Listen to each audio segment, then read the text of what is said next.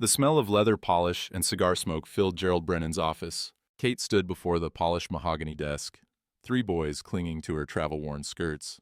The tin cup in her hand, her only possession left from the wagon, trembled as Gerald slid a document across the surface.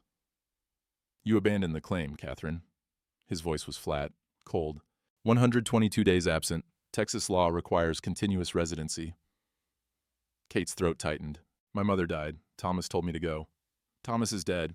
Gerald leaned back, gold watch chain catching the noon light through the window. "His verbal permission means nothing. The homestead is forfeit." Sheriff Boyd Hutchins appeared in the doorway, hand resting on his pistol grip. "You have until sundown to vacate town limits." The boys pressed closer. Michael, 9 years old, looked up at her with questions she couldn't answer. Daniel, 7, bit his lip. Patrick, 5, started to cry. Outside, the whole town was watching. The sheriff's hand on her elbow was not gentle. Kate stumbled down the bank steps into the glare of the August sun. Heat rose in waves from the packed dirt street. The boys followed, silent now except for Patrick's hiccuping sobs. The town square stretched before them. Redemption's citizens lined the storefronts, watching. No one moved. No one spoke. Kate straightened her spine. She'd beg if she had to. For the boys. She approached the general store first. The shopkeeper stood in his doorway, arms crossed. "Mr. Hendricks, please, just some flour and beans. I can work it off when—" "Can't help you, Mrs. Brennan." His eyes slid away. "Gerald Brennan holds the note on this place. I got my own family to think about." The sign in the window flipped to closed. The door shut. Kate's cheeks burned. She turned to the doctor's office, across the way. Dr. Yates was loading supplies into his buggy. "Doctor, my boys haven't eaten since—" "I'm sorry." He didn't look sorry. He looked afraid. "I wish I could. I truly do. But the bank—" He climbed into the buggy and drove away. The preacher came next. Surely a man of God would help. Reverend Walsh saw her coming. He crossed the street before she could reach him, disappearing into the saloon. A preacher, hiding in a saloon, from a widow and 3 children. Kate stood in the center of the square. The sun pressed down like an iron. Dust coated her tongue. Her vision swam. "Mama?" Michael's voice seemed to come from far away. Her knees buckled. The tin cup slipped from her fingers, hit the dirt, rolled. The world tilted sideways. She heard Patrick screaming, felt the hot, packed earth against her cheek, tasted blood, where she'd bitten her lip. No one came. The boys were crying over her. Small hands pulled at her dress. "Mama, get up, please get up." Bootsteps, slow, deliberate, not hurrying. The tin cup stopped rolling, bumped against something. Leather, worn boots, dusty from the trail. "Easy now." A man's voice, deep, calm. "Don't move over yet." Kate's eyes wouldn't focus. She saw a dark shape crouching beside Patrick, heard water sloshing. "Here, son, drink slow." Patrick's sobbing quieted, gulping sounds. "You two, both of you." And the stranger was giving her boys water from his own canteen. "That's it, small sips." Strong hands lifted Kate into shade. The overhang of the dry goods store. Someone pressed a wet cloth to her forehead. The smell of creek water, clean and cool, cut through the dust. Her vision cleared. A man knelt beside her. Tall, maybe 45, with a weathered face and eyes that had seen hard things. Worn leather vest, dusty Stetson pushed back on his head. "Ma'am." He offered her the canteen. "You're sunstruck." Kate drank. The water was cold, sweet. She hadn't realized how desperately thirsty she'd been. "Thank you." Her voice cracked. He picked up her tin cup from where it had rolled, filled it from his canteen, handed it to her. "I'm Nathaniel Holloway. Most folks call me Nate." "Kate Brennan." She looked past him at the townspeople still watching from their doorways. Shame crawled up her throat. "These are my sons, Michael, Daniel, Patrick." Nate touched the brim of his hat to each boy. "Pleased to meet you." "We're just—" Kate struggled to stand. He caught her elbow, steadied her. "We're just resting. We'll be on our way." "Where to?" She had no answer. Nate studied her for a long moment. Then he looked at the boys, looked at the watching town. His jaw tightened. "I've got a line shack 3 miles out. It's sitting empty. You'll stay there till you're fit to travel." Pride, her last possession, flared hot. "I don't accept charity, Mr. Holloway." He smiled, just a hint. "Good. I'll put you to work."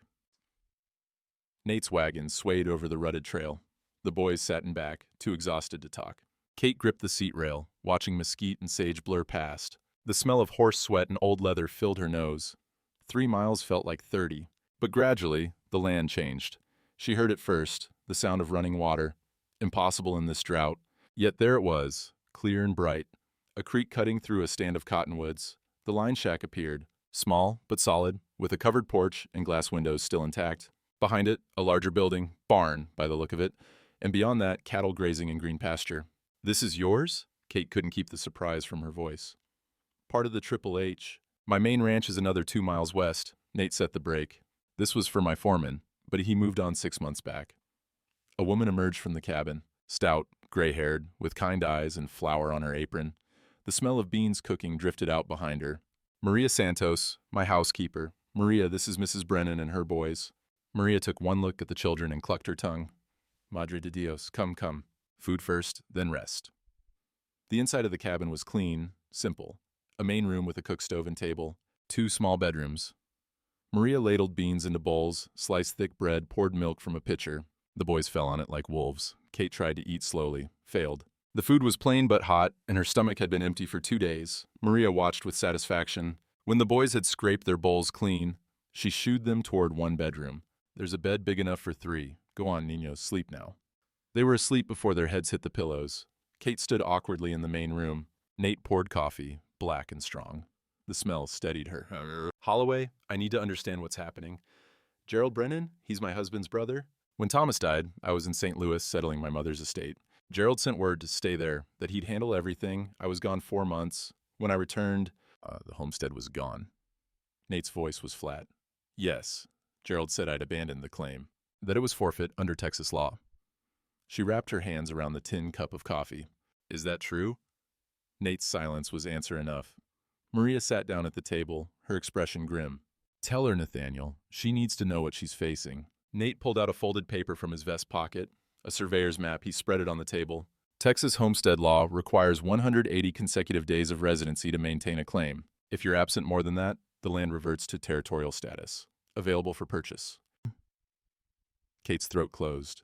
I was gone 122 days, which means you broke residency. He pointed to a parcel marked in red ink on the map.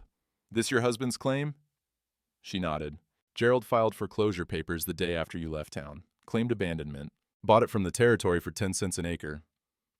The room swayed. Kate gripped the table edge. That's not... Thomas told me to go. He said family came first.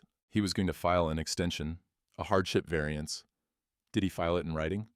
I don't know. I assume... She stopped. She didn't know. She'd trusted Thomas, trusted Gerald, trusted the law would be fair. Nate's finger moved across the map. Gerald doesn't just want your land, Mrs. Brennan. Look at this. Red marks covered a dozen parcels. All small homesteads, all near a single blue line marked Spring Creek. Water, Maria said quietly. In drought, water's gold. Nate nodded. The Union Pacific is pushing a rail line through here.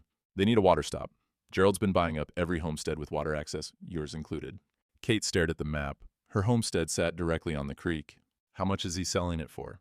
$50,000. Sale finalizes when the circuit judge arrives to confirm the foreclosures. Nate folded the map. 60 days from now. The number was staggering. More money than Kate had seen in her lifetime. He's already spent $10,000 of it, Maria added, her voice bitter. Gambling debts in Santa Fe? Railroad gave him an advance. Kate's hands shook. Then it's over. I can't fight a banker with railroad money behind him. Not alone, you can't. Nate met her eyes. But you're not alone anymore. Why would you help me? You don't even know me. Something dark crossed his face. Pain, old and deep. Because 12 years ago, a bank took everything from me, and no one helped. Outside, a horse whinnied, hoofbeats approaching fast. Nate stood, hand moving to the rifle by the door. That's the sheriff's mare. Sheriff Boyd Hutchins didn't dismount. He sat his horse in the yard, hand resting on his gun belt. The late afternoon sun caught the badge on his chest. Holloway. His voice carried the weight of official business and family loyalty both.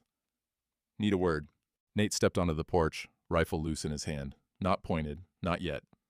Speak it. That woman you're harboring, Gerald Brennan's filed a complaint. Says she's trespassing on his property. Made threats against him in town. She collapsed from heat exhaustion in the town square. I gave her water and shelter. That's no crime. Depends on who's telling the story. Hutchins shifted in his saddle. Look, Nate, I know you've got means, but Gerald's got law on his side. That foreclosure's legitimate. Judge Morton's already reviewed the paperwork from Austin. When he arrives next month, it'll be official. Morton, Nate's voice was flat. The same judge who ruled in favor of the Cattlemen's Association against those Comanchero land claims he follows the law. He follows whoever pays him. Nate took a step forward. You tell Gerald I'm looking into those foreclosure documents, and you tell him if he comes near this property, he'll answer to me. Hutchins' jaw tightened. Careful, Holloway. You're making powerful enemies. I've made worse. The sheriff wheeled his horse and rode back toward town. Dust hung in the air long after he'd gone. Maria appeared in the doorway. That man's got Gerald's voice in his ear and Gerald's money in his pocket. I know. Nate leaned the rifle against the wall. Which is why I'm riding to town, today. The Redemption Land office occupied a narrow building between the bank and the grain exchange. Elias Crawford, the territorial clerk, looked up when Nate entered. His face went pale. Mr. Holloway, I wasn't expecting. I need to see the Brennan foreclosure documents. Crawford's Adam's apple bobbed. I'm not sure that's... Now, Elias. The clerk's hands shook as he pulled the ledger from a locked cabinet. He laid it on the counter, open to a page marked Brennan, Thomas, deceased, claim forfeited. Nate studied the signatures. Thomas Brennan's mark at the bottom of the original homestead claim. Then the foreclosure document, dated 4 months ago, with another signature supposedly belonging to Thomas. The letters didn't match. Thomas's original signature was cramped, careful. The foreclosure signature was looser, more confident, different slant, different pressure. Who notarized this? Crawford wiped sweat from his forehead despite the cool interior. I did. Gerald brought it in, said Thomas signed it the day before he died. A deathbed transfer to his brother in case anything happened. And you believed that? Gerald's a banker, a respected man. I had no reason to... Crawford stopped, swallowed. Holloway, I got a wife and 3 children. My store's mortgaged through Gerald's bank. If I'd questioned him... Well, Nate closed the ledger. Who else has he done this to? I can't... How many, Elias? The clerk's voice dropped to a whisper. 3 others, all small homesteaders, all with water access. All died or left town sudden-like, and Gerald produced paperwork. The door opened. Gerald Brennan stepped inside, followed by 2 men in city suits. Railroad men by the cut of their clothes and the soft look of their hands. Holloway. Gerald's smile didn't reach his eyes. I heard you were asking questions about family business. That woman's land isn't family business, it's fraud. Careful with accusations. Gerald nodded to the railroad men. These gentlemen have reviewed all the legal documents. Everything's in order. The sale proceeds as planned. Does it? Nate turned to face him fully. I'll buy the property from you, today. Cash. Name your price. Gerald's smile widened. It's not for sale. Not to you. Not to anyone except Union Pacific. Even at twice what they're paying. Not negotiable. Gerald's voice hardened. And Holloway, keep that woman off my property. Next time the sheriff rides out, he won't come alone. The railroad men followed Gerald out. Crawford sagged against the counter like a puppet with cut strings. He'll destroy me if he knows I showed you that ledger. He won't hear it from me. Nate headed for the door, then paused. But Elias, when this goes to court, you'll be asked to testify. Think about which side of history you want to be on. Kate was on the porch when Nate returned. The boys were down by the creek with Maria, their laughter carrying on the evening breeze. The first sounds of joy Kate had heard from them in months. Nate tied his horse and sat on the porch steps. The wood creaked under his weight. He was silent for a long moment, watching the sun drop toward the horizon. Gerald forged the signatures, he finally said. The documents don't match, but proving it in court, and he shook his head. He owns the judge, owns the sheriff, owns half the mortgages in town. Kate's hands tightened on the porch rail. Then why did you go? Why give me hope if there's none to give? Because I've been where you are. He pulled a pocket watch from his vest, old silver, tarnished at the edges. He opened it. Inside was a photograph of a young woman, dark-haired and smiling. Her name was Eleanor. We married when I was 23, built a small ranch together just north of here. Different county, different bank. His thumb traced the edge of the photograph. The drought of 71 hit hard. Crops failed. Cattle died. We couldn't make the mortgage payments. Kate sat down beside him. The evening air smelled of sage and coming darkness. The bank foreclosed, took everything. We had to leave with nothing but a wagon and the clothes we wore. His voice was steady, but Kate heard the weight beneath it. Eleanor was pregnant. The stress, the travel, no money for a doctor when her time came. He closed the watch with a soft click. She died 2 weeks after we lost the ranch. The baby didn't survive either. Kate's throat ached. I'm sorry. I swore that day I'd never be powerless again. Spent 7 years building this ranch. Became the thing I hated. A man with money and land and the power to crush others. He looked at her. But I swore something else too. If I ever had the power to stop what happened to me from happening to someone else, I would. Eleanor. Kate touched the watch gently. She'd be my age now. Yes. Something raw flickered in his eyes. She would. Down by the creek, Patrick's laugh rang out. Maria was teaching the boys to skip stones. Kate took Nate's hand. His fingers were calloused, strong. Then help me, not just for justice. Help me to honor her memory. He squeezed her hand once, then released it, stood. I'll hire a lawyer from Santa Fe, someone Gerald doesn't own. We'll fight this. And if we lose, then you'll still have a home here for as long as you need it. He headed toward the barn, then stopped. Mrs. Brennan, Kate, thank you. For what? For reminding me why I built this place. 3 days passed.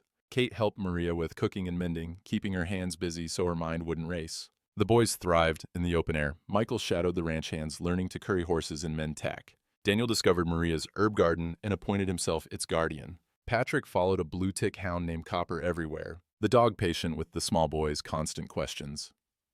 But Kate couldn't settle. At night, she lay awake, thinking of her homestead, the cabin Thomas had built with his own hands, the garden plot where she'd grown tomatoes and squash, the small room where she'd planned to put a cradle before the baby came too early and didn't breathe. All of it gone, stolen. On the fourth morning, she found Nate in the barn, checking a mare's hoof. The smell of hay and leather oil hung thick in the dusty shafts of sunlight. I need to see it, she said. He didn't look up. See what? My homestead, where Thomas and I lived. Nate set the mare's hoof down gently. Kate, that might not... I need to see it. Her voice was firm. I need to know what I'm fighting for. He studied her for a long moment, then nodded. I'll saddle 2 horses. They rode east into the land that grew increasingly barren. The drought had hit this area hardest. Cattle skulls dotted the dead grass. The creek that had once run through Kate's property was nothing but cracked mud and alkali deposits. The homestead appeared over a low rise. Kate's breath caught. The cabin still stood, but barely. Windows broken, door hanging from one hinge. The porch where she'd sat with Thomas on summer evenings had collapsed on one side. The vegetable garden was buried under dried tumbleweed. She dismounted before Nate could help her, walked slowly toward what had been her home. Inside, everything was gone. The table Thomas had built, the rocking chair his mother had given them, the quilt Kate had sewn from fabric scraps, each piece holding a memory. All of it, taken or destroyed. The floor was thick with dust and mouse droppings. The cook stove stood empty, its pipe disconnected. Someone had stripped even the copper fittings from the sink. Kate moved through the rooms like a ghost visiting its own death. The bedroom where she'd slept beside Thomas, the small alcove where the cradle would have gone, all empty, all silent except for the wind whistling through broken glass. Outside, Nate was studying the ground near the well. Kate, come look at this. The well had been capped, not with wood, but with concrete, permanent, deliberate. Around it, fresh surveyor stakes marked property lines in bright yellow paint. They're already dividing it for the railroad, Nate said. His voice was tight. Look at the markers. Main line goes right through where your cabin stands. Water tower here at the well. Kate's hands clenched. Her well, the one Thomas had dug through 30 feet of rock and hardpan.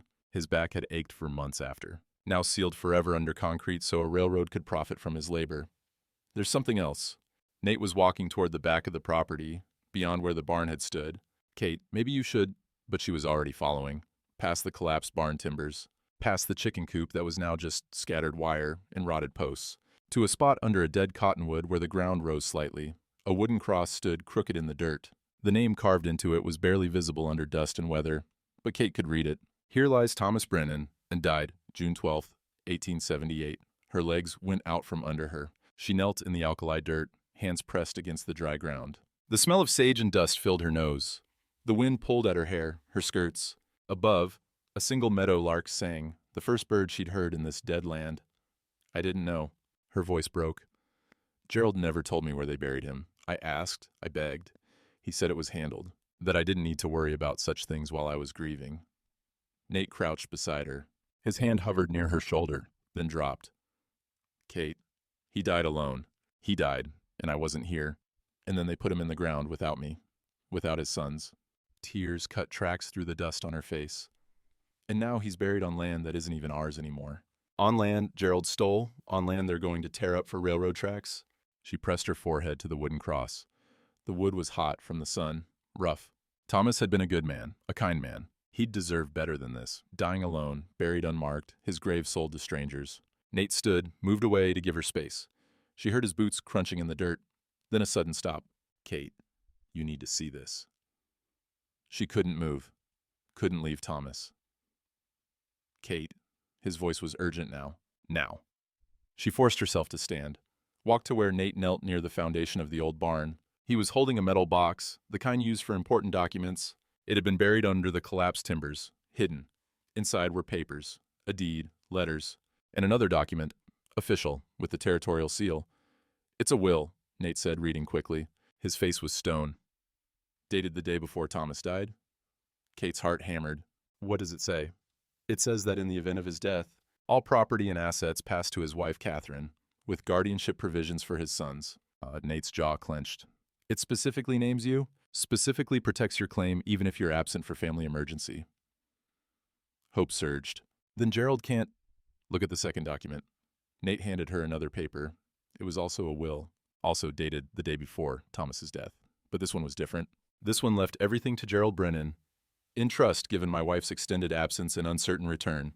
Kate stared at the two documents. Same date, different instructions, both bearing Thomas's signature. He forged a second will. Her voice was hollow. Gerald wrote a fake will and buried the real one under the barn so no one would find it. Worse, Nate pointed to marks on the metal box, fresh scratches around the lock. Someone's been here recently. They knew about this box. They saw the real will and left it buried anyway. The wind picked up, pulling dust devils across the dead land. Kate looked back at Thomas's grave. Her husband had tried to protect her, protect their sons, had written it all down properly, legally, and his own brother had buried that protection along with him.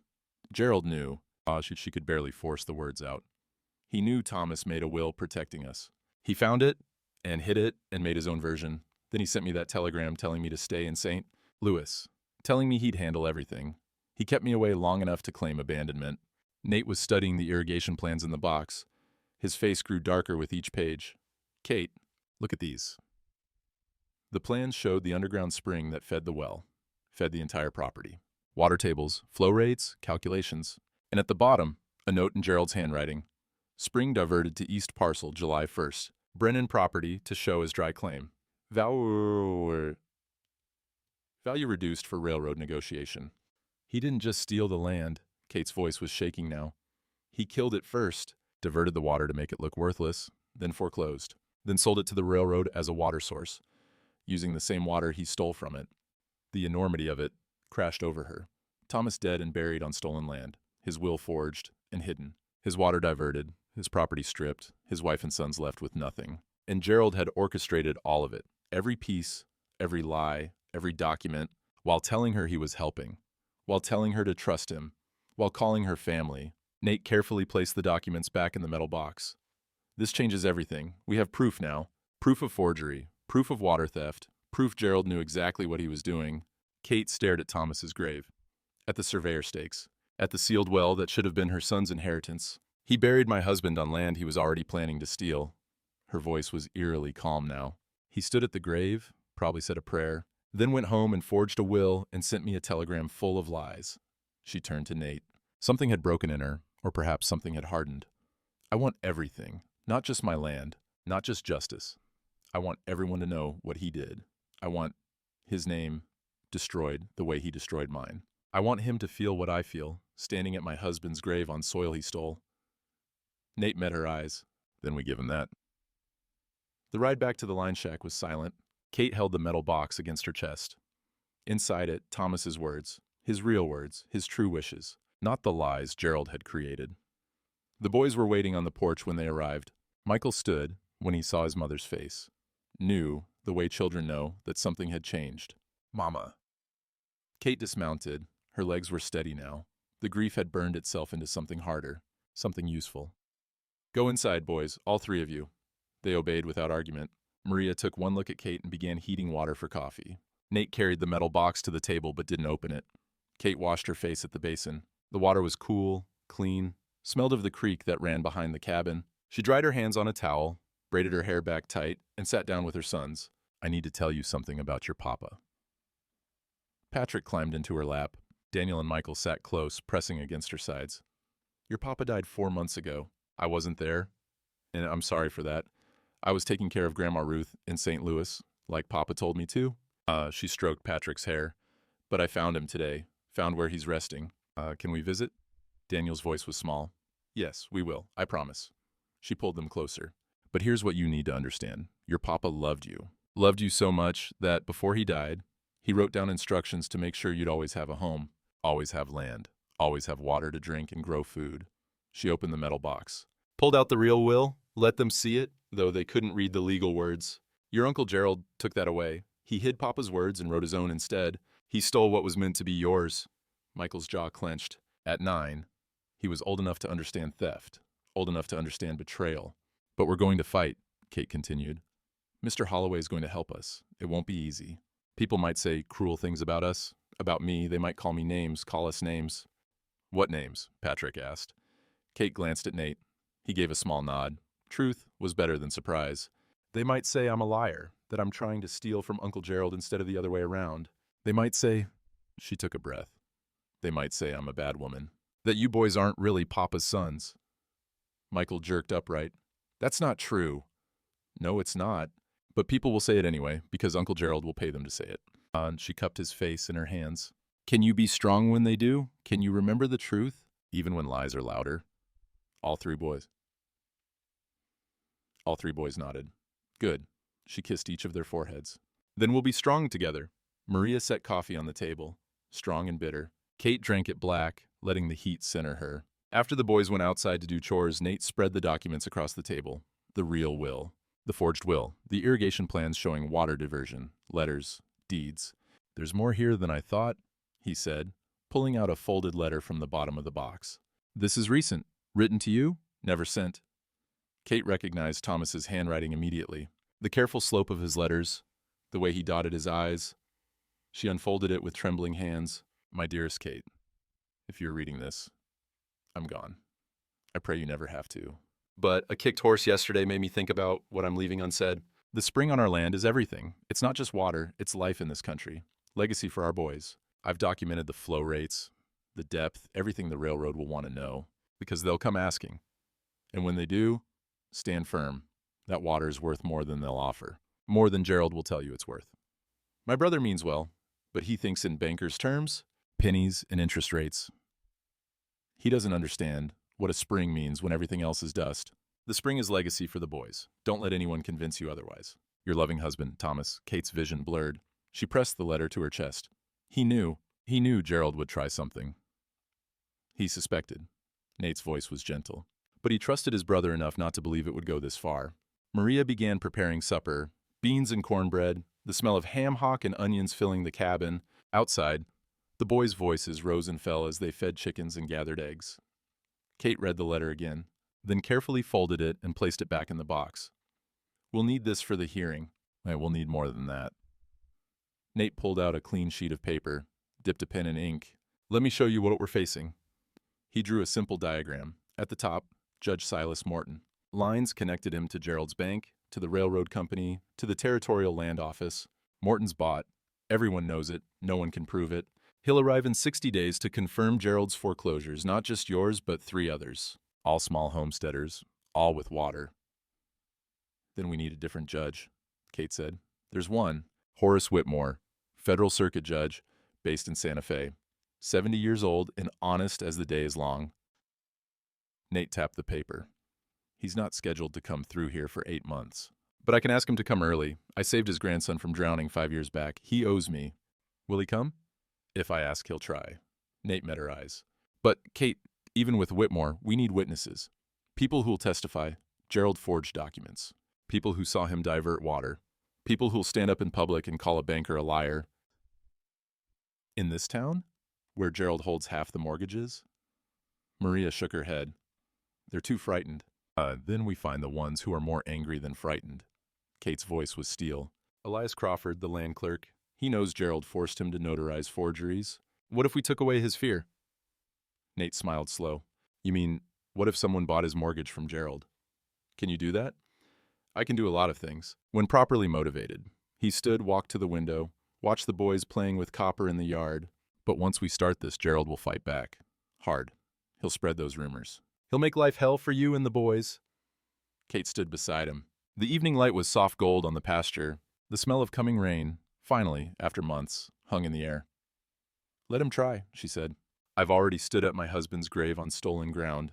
There's nothing Gerald can do to me that's worse than that.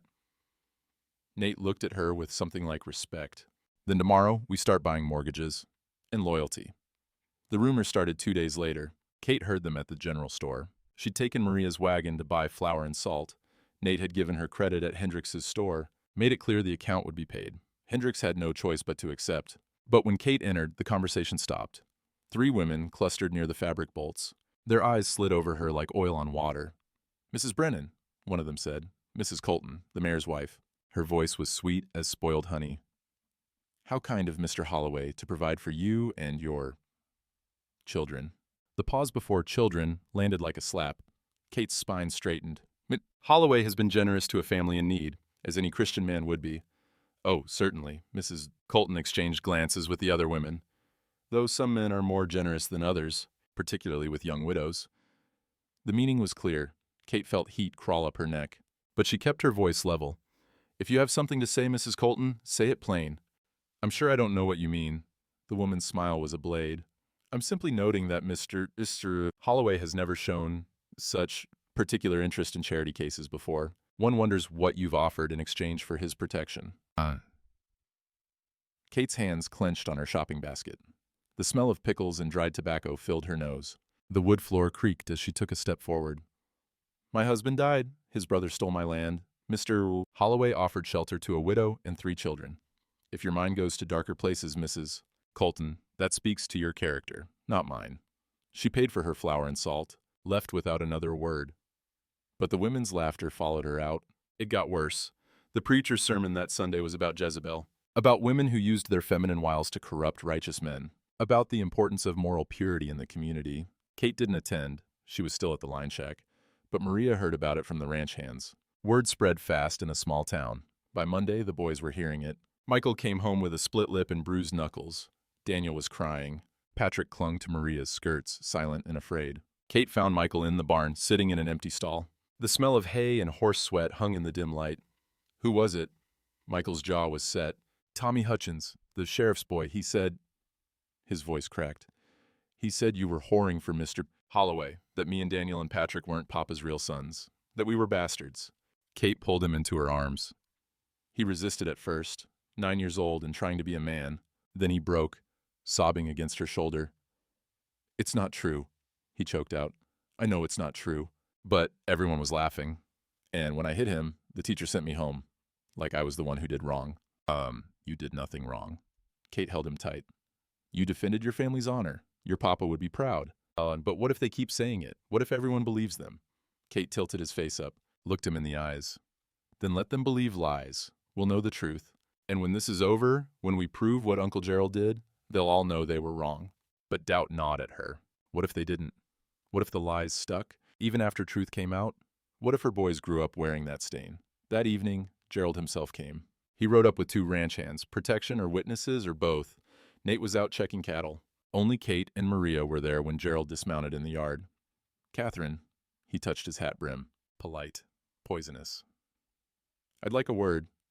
Kate stepped onto the porch. Maria stood behind her, solid as stone. Then speak and leave. Gerald's smile was thin. I'm here as family, to give you one more chance to end this foolishness. You're living in sin with a man not your husband. You're exposing your sons to scandal. For what? A piece of land you can't keep?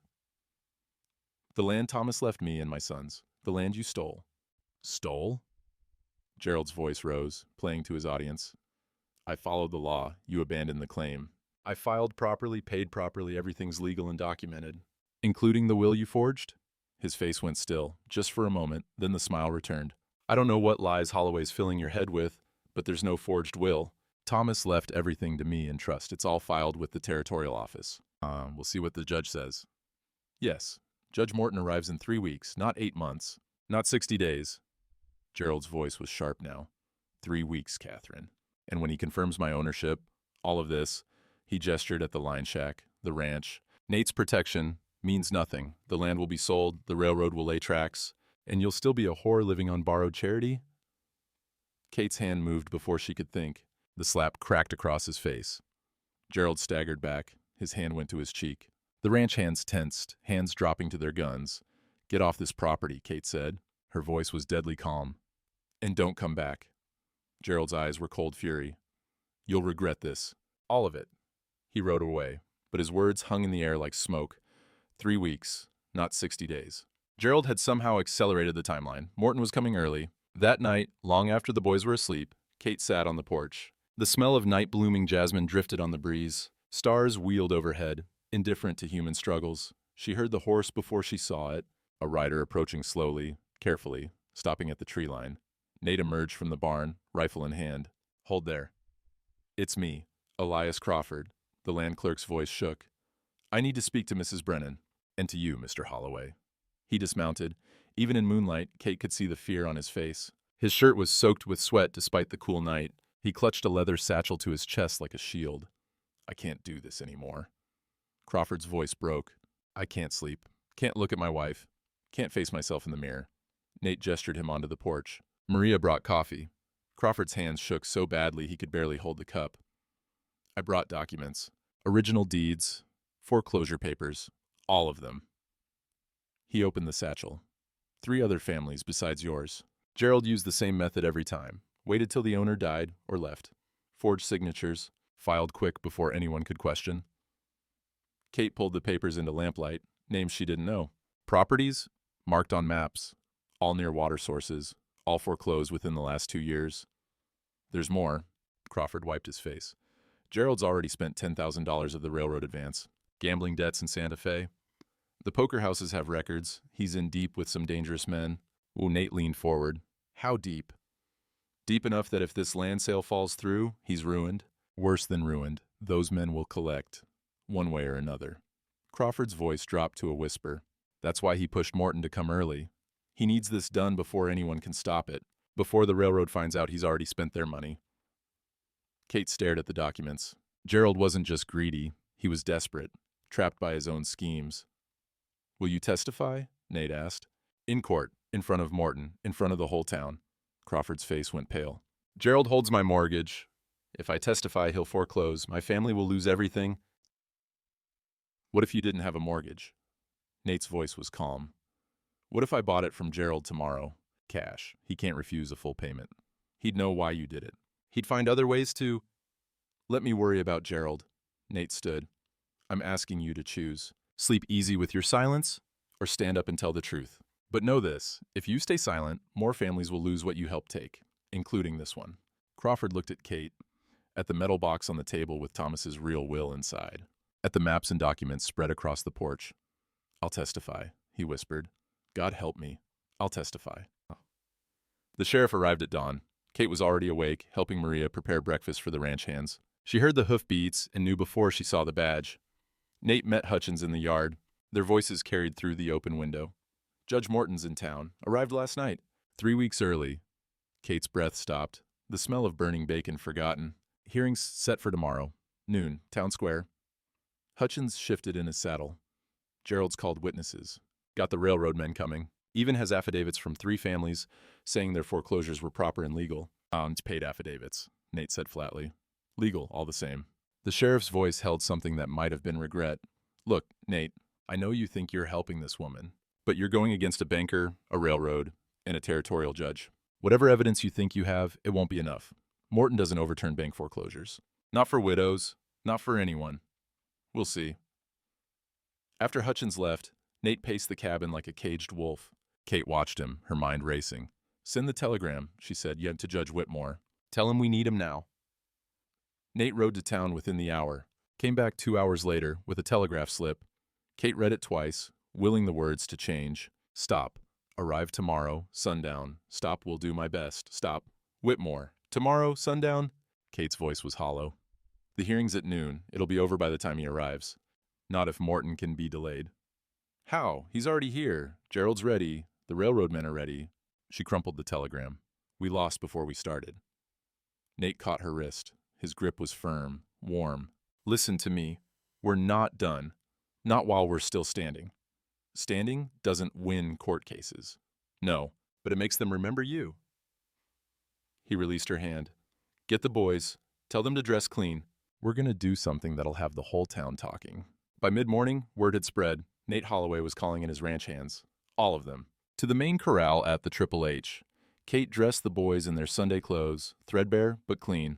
Maria braided Kate's hair tight, pinned it high. You'll want it out of your face for what's coming, she said. The hands assembled in the main yard. 20 men, weathered and work-hardened. They knew cattle, knew horses, knew how to read their boss's mood, and Nate's mood was iron. Bring in the Brennan cattle, he ordered. 4 hands rode out, returned an hour later driving 12 head, scraggly longhorns with Thomas's old brand on their flanks. A simple TB mark, barely visible under the dust and matted hair. The boys watched from the fence rail. Michael's eyes were wide. He understood what was about to happen. Nate stood in the center of the corral, branding iron in hand. The H mark, Triple H Ranch, his mark, his protection. These cattle belong to Thomas Brennan, Nate announced, his voice carrying across the yard. They're his widow's inheritance, his son's birthright. As of today, they're under my protection. Legal and registered, he nodded to his foreman. Let's brand them. The work was quick and brutal. Cattle driven into the chute one at a time. Iron heated cherry red in the fire. The smell of burning hair and hide filled the air. Each animal bellowed as the H was burned over the old TB mark. Kate made herself watch. Made the boys watch. This was their legacy being protected, their future being declared. But it was more than that. It was theater. By the second animal, townspeople had started gathering, drawn by the smoke and noise. By the third, a small crowd lined the fence. By the 6th, Gerald himself appeared, riding up with Sheriff Hutchins and 2 railroad men in city suits. Gerald's face was purple with rage. What in hell do you think you're doing, Holloway? Nate didn't stop, didn't even look up. Branding cattle, legal practice on my land. Those aren't your cattle, they're mine, part of the Brennan estate I acquired. Funny. Nate pulled the hot iron from the fire, approached the next animal in the chute. I've got bill of sale says different, and 12 witnesses who will testify. These cattle belong to Thomas Brennan. His wife inherited them, and now they're under my protection. The iron pressed against hide. The cow bellowed. Smoke rose. Gerald pointed at Kate. She has no right to those animals, no right to anything from that estate. Judge can sort that out tomorrow. Nate handed the iron to a ranch hand, walked to where Gerald sat his horse. But as of today, these cattle are registered with the Territorial Brand Office, under my mark, with Mrs. Brennan listed as co-owner. He pulled a document from his vest. Official. Stamped. Signed by Elias Crawford an hour ago. Gerald's hands shook as he took it. Read it. His face went from purple to white. This is... You can't... Already done. Nate's voice was steel. Filed and registered. Which means if you want to claim ownership, you'll have to prove in court that Mrs. Brennan has no legal right to her husband's property, including his cattle, including his sons. The trap was sprung. To challenge the cattle ownership, Gerald would have to challenge the boy's legitimacy in open court, in front of witnesses, on the record. And if he did that, every family in town would see him for what he was, a man willing to destroy children to protect stolen land. Gerald's mouth worked. No sound came out. The railroad men exchanged glances. One leaned over to Gerald, whispered something sharp. Gerald's face went even paler. This isn't over, he finally managed. Tomorrow, Morton will rule in my favor. In all of this, he gestured wildly at the branded cattle, at Kate, at the gathered crowd, will mean nothing. Then you've got nothing to worry about. Nate turned his back. Dismissal, insult. Gerald yanked his horse's head around and rode away. The railroad men followed, their faces grim. The crowd began to disperse, but slowly, talking amongst themselves. Looking at Kate with new eyes. Not sympathy exactly, but uncertainty, doubt. Maybe Gerald's story wasn't as clean as he'd claimed. Maria appeared with water for the hands. Kate helped distribute it, her mind still reeling. What did we just do? She asked Nate quietly. Made it expensive for Gerald to lie. He wiped sweat from his forehead. The afternoon sun was brutal. If he claims those cattle in court, he admits they existed, which means Thomas had property to pass down, which means you had inheritance rights, which means his foreclosure might not be legal. But the cattle are worth maybe $300. The land is worth thousands. It's not about money. Nate watched the dust settle in the corral. It's about what a man will do in public. Gerald was willing to steal land when no one was watching. Now everyone's watching. Let's see what kind of man he really is. That night, Kate couldn't sleep. She lay in the dark, listening to her boys breathe in the next room. Tomorrow would decide everything. Their home, their future, their name. A soft knock at the door. Maria's voice, urgent. Kate, come quick. In the main room, Crawford stood by the table. His face was bleeding, his shirt torn, but he was smiling through split lips. Gerald found out I filed the brand registry, yes, he said. Sent men to convince me to recant, to say I made a mistake. Kate's stomach dropped. Elias. I told them to go to hell. He laughed, wincing. First time in my life I've stood up to anybody. Felt good, felt right. Nate examined Crawford's injuries.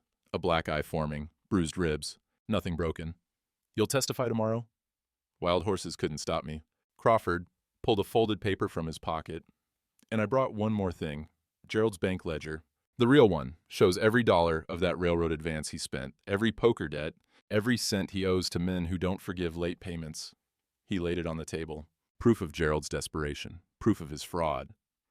Tomorrow, Crawford said, we tell the truth, all of it, and let the devil take the hindmost.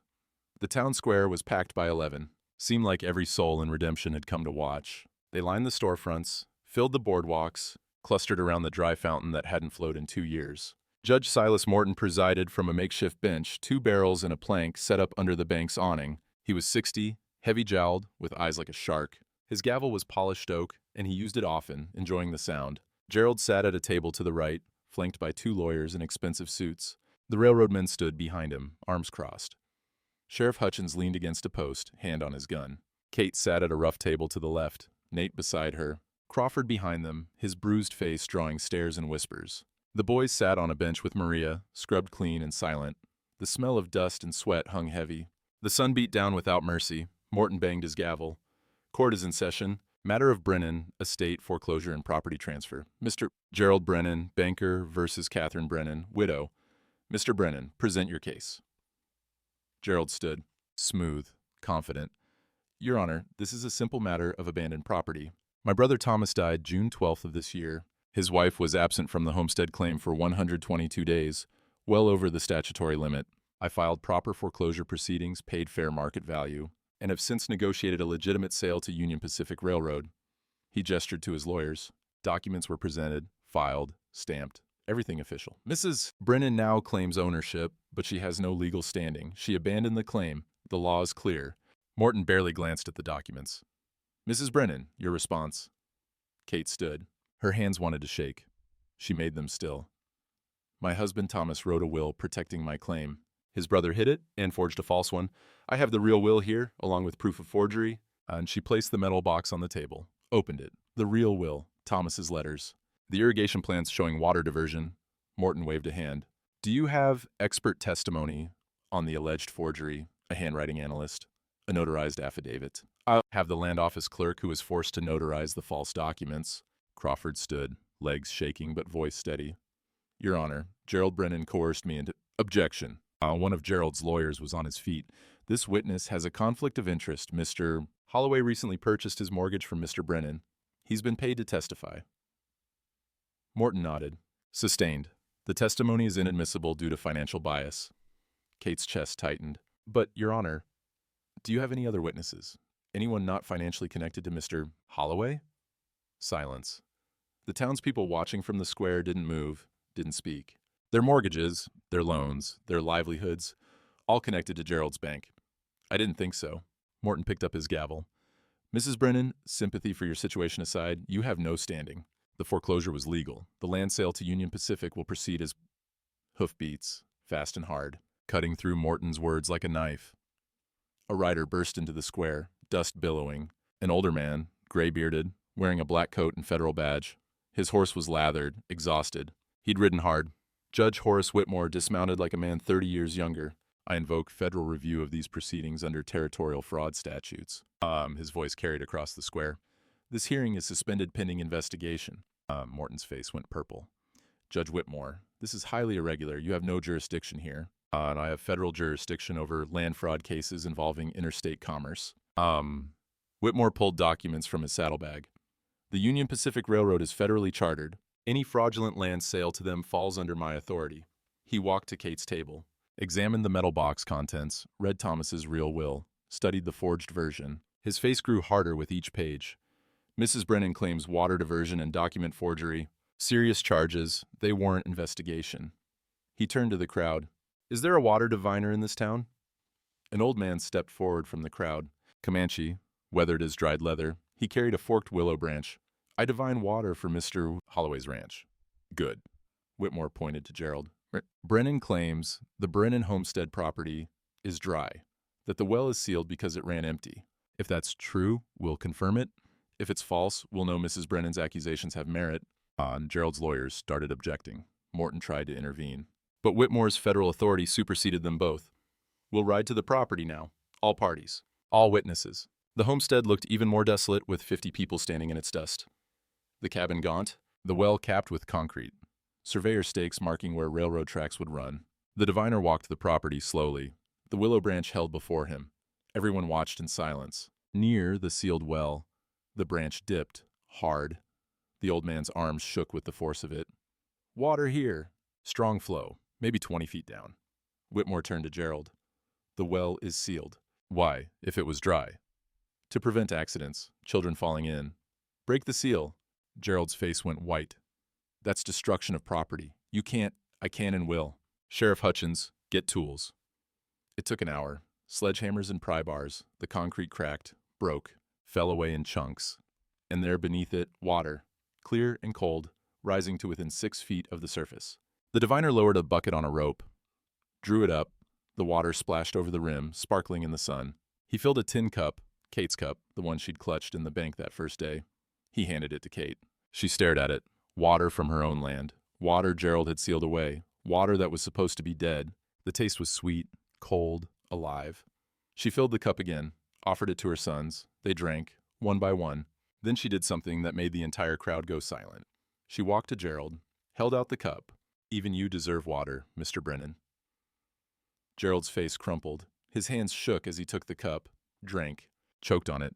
Tears ran down his face, cutting tracks through the dust. I didn't mean... His voice broke. I was trying to save the town. The railroad promised jobs, money, growth. But the poker debts, I couldn't stop. The men in Santa Fe, they would have killed me if I didn't pay. So you killed your brother's legacy instead, Whitmore said quietly. Sealed his water, forged his will, stole from his widow and sons. Gerald collapsed to his knees. I'm sorry. God forgive me. I'm sorry. Whitmore pulled out the brand registry Crawford had filed. Mrs. Brennan's cattle carry your brother's mark, and now Mr. Holloway's protection mark. These cattle prove Thomas Brennan had property to pass to his heirs.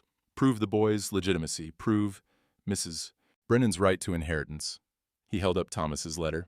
And this letter, in Thomas Brennan's own hand, calls the spring legacy for the boys. Not for you, Mr. Brennan, for them. The railroad men were backing away slowly, realizing their land deal was built on sand and lies. Whitmore's gavel, he'd brought his own, came down hard. I rule the foreclosure fraudulent. The property reverts to Catherine Brennan and her sons. Gerald Brennan will face criminal charges for forgery, fraud, and theft. Sheriff Hutchins, take him into custody. The crowd erupted, some cheering, some silent with shame. The women who'd called Kate a whore looked at the ground. Kate stood at her well, her water, her land. Her sons beside her. The dry fountain in the town square. Someone opened the valve. Water began to flow. First time in 2 years. People rushed to it, filling buckets, cupping their hands, laughing and crying. Nate stood apart, watching. Kate caught his eye. He touched his hat brim. A promise. A future, but not yet. First, she had to teach her boys what their father had fought for, what their mother had won back. Judge Whitmore conducted the rest of the proceedings from the town square. The crowd never dispersed. They needed to see justice done in daylight. Gerald was led away in handcuffs. He didn't fight, didn't argue, just walked with his head down, a broken man who'd gambled everything and lost. Sheriff Hutchins was suspended pending investigation. His badge went into Whitmore's pocket. The look on his face said he knew his career was finished. The railroad men tore up their contract on the spot. Union Pacific doesn't purchase fraudulent land, one of them said stiffly. He looked at Kate. Ma'am, if you ever wish to negotiate a legitimate sale, we'll listen, but on your terms, not ours. Then Whitmore called the other 3 families whose land Gerald had taken, the Hendersons, the Yates family, the Morales homestead, all foreclosed using the same method, all with Crawford's coerced notary seal. These foreclosures are void, Whitmore declared. Property restored to original owners, effective immediately. 3 families wept. Grown men fell to their knees in the dust. A woman clutched her children and sobbed prayers in Spanish. Nate stepped forward. The back payments Gerald collected. I'll cover them. Let these families start clean. Whitmore nodded approval.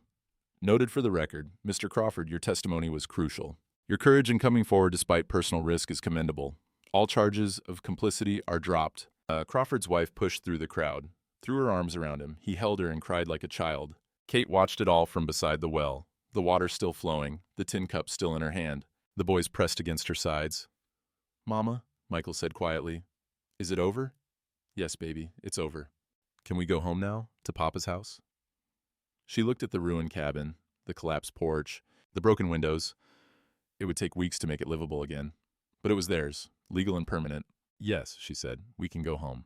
2 weeks later, the cabin had a new roof, new windows, the porch rebuilt with lumber from Nate's mill. The boys had their own room. Kate had hers. The kitchen stove worked. The well flowed clear and cold. Ranch hands had helped. Nate's men and volunteers from town. Guilt, maybe, or genuine desire to make amends. Kate accepted the help without comment.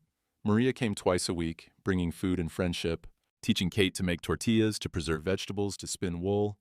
The older woman asked no questions about Nate, just smiled knowingly and kept her counsel. The boys thrived. Michael had started helping Nate's foreman with cattle. Daniel planted a garden bigger than Kate could manage alone. Patrick followed the water diviner everywhere, learning to read the land. On a cool September morning, Kate took them to Thomas's grave. She'd bought a proper headstone, carved granite with his full name and dates. Beloved husband and father, simple, true. They brought wildflowers, late-season asters, purple and yellow. Kate planted them while the boys watched. "Tell us about Papa," Patrick said. So she did. How Thomas had been gentle with animals. How he'd sing while he worked, off-key but joyful. How he'd wanted sons to teach everything to ranching, honor, kindness. "He loved you," she said, "more than anything, and he made sure you'd always have a home, even after he was gone." Michael knelt by the headstone, traced his father's name with one finger. "I'll take care of Mama and my brothers, like Papa would have wanted. I know you will." Kate kissed his forehead. "But you're still a boy. Let Mr. Holloway help. Let me help. We'll all take care of each other." Hoofbeats on the trail. Nate, riding slow, giving them time to hear him coming. He dismounted at a respectful distance. "Didn't mean to intrude." "You're not." Kate stood, brushing dirt from her skirts. "We were just saying hello." Nate approached the grave, took off his hat, stood silent for a long moment. Then he pulled his pocket watch from his vest, Eleanor's watch, opened it, set it at the base of the headstone beside the flowers. "Two good people," he said quietly. "They'd want us to be happy." Kate's throat tightened. "They're not gone. They're in the water we drink, the land we stand on, the love we give these boys." Nate looked at her, really looked. "Your boys need a father. Your land needs someone who knows cattle. And I—" He paused, smiled. "I need a family again." Kate took his hand, rough, calloused, strong. "Then let's build one, together. But slowly. Let me teach my boys how their mama fought for them first. Take all the time you need." He squeezed her fingers. "I'm not going anywhere." The boys ran ahead toward the cabin. Their laughter carried on the wind. Patrick chased Copper through the tall grass. Daniel pointed out a hawk circling overhead. Michael walked with purpose, already thinking like a rancher. Kate and Nate followed slowly, not courting yet, not quite, but walking side by side toward a future neither had expected to find. Behind them, the headstone stood clean and white in the morning sun. The watch ticked at its base. The flowers nodded in the breeze. And the spring flowed on, clear and cold and endless. 6 weeks passed. The homestead came alive again. Kate planted a kitchen garden, tomatoes and squash, beans climbing poles Thomas had set years ago. The boys helped, learning the patience of seeds and soil. The town slowly rebuilt its shame into something like trust. Not forgiveness, Kate wouldn't give that easily, but acknowledgement. The preacher came to apologize. Mrs. Colton brought a pie and couldn't meet Kate's eyes. Hendricks extended credit without being asked. Kate accepted it all with grace. Not for them, for herself. Bitterness was a poison she wouldn't drink. On a Sunday evening in October, she sat on her porch with a tin cup of coffee. The smell of wood smoke drifted from the chimney. Down by the creek, Nate was teaching the boys to fish. Their voices rose and fell like music. The land stretched golden in the sunset. Not winter cold, but autumn warm. The kind of light that makes everything look possible. Maria joined her, settling into the rocking chair with a satisfied sigh. "You've done well, mija." We've done well." Kate raised her cup in salute. "All of us." From town, the sound of the fountain splashing. Water flowing again after 2 years of drought and dust. Life returning where it had been stolen. Some folks say water flows where it's meant to. Takes the long way round sometimes. Cutting through rock and hardpan, finding cracks nobody knew existed. But it gets there. always surfaces where it's needed most. Kate Brennan lost everything to a piece of paper, lost her husband, her home, her dignity. But water always finds the cracks, and when it does, life follows. Justice is like that too, slow sometimes, frustrating, taking paths you can't predict. But it flows toward truth the way water flows downhill, can't be stopped forever, can't be sealed under concrete and lies. By God's grace, it gets there. Kate watched her boys fishing with the man who'd become their father, in all but name, watched the sun paint the land in gold and promise, lifted her tin cup, the same cup that had rolled to a stranger's boots in her darkest hour, and drank deep. The water was sweet,